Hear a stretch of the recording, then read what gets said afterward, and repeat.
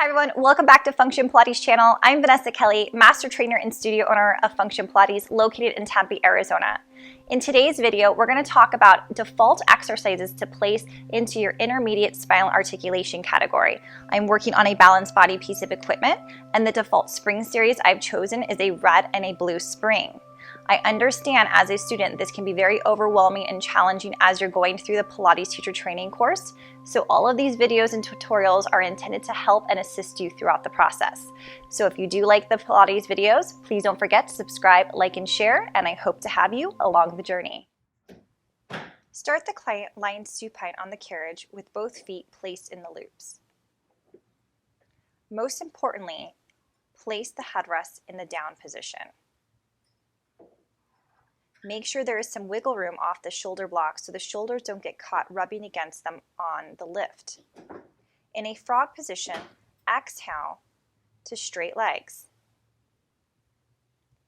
Inhale to lift the legs up to the ceiling towards you, encouraging the carriage to quietly come towards the stopper.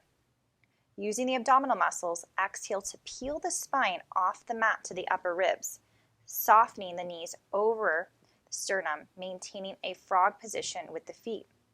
Gently massage the spine down, one vertebra at a time. Hinge at the hips once the tailbone is connected to the mat, and repeat. Repeat about 3 to 4 times if that feels good for the client. It is important to avoid using momentum when lifting the body to the shoulder blades. You'll want to reinforce how to properly engage the abs to assist with the lift. On the roll down, think of the spine reconnecting to the mat like a string of pearls, individually placing each bone down one at a time. On a side note, remind the client to keep the arms long and relaxed beside them, encouraging to keep the collarbone nice and wide.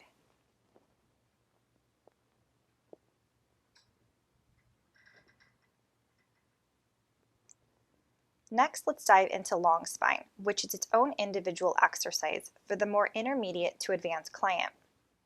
What makes this exercise different than short spine is the angle the direction of the legs aim to. Prepare for the legs to inhale to 90 as a unit, and with zero movement of the carriage, peel the spine off the mat. Think of the legs going directly straight up like an elevator.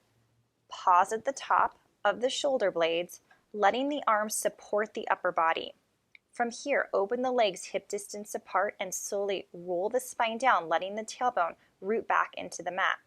Circle the legs outward, bringing them into one unit and preparing to repeat the exercise. The most challenging part of the exercise is keeping the carriage completely still.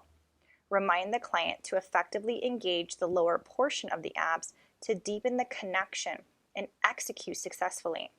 There is an option to reverse long spine where the feet will separate before peeling the spine away, then become one unit at the top before rolling the spine back down.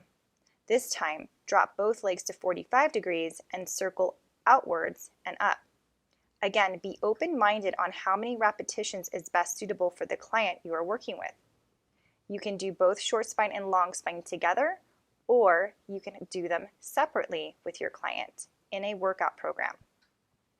And this concludes the Intermediate Spinal Articulation series. Join me in the Intermediate Full Body Integration series next.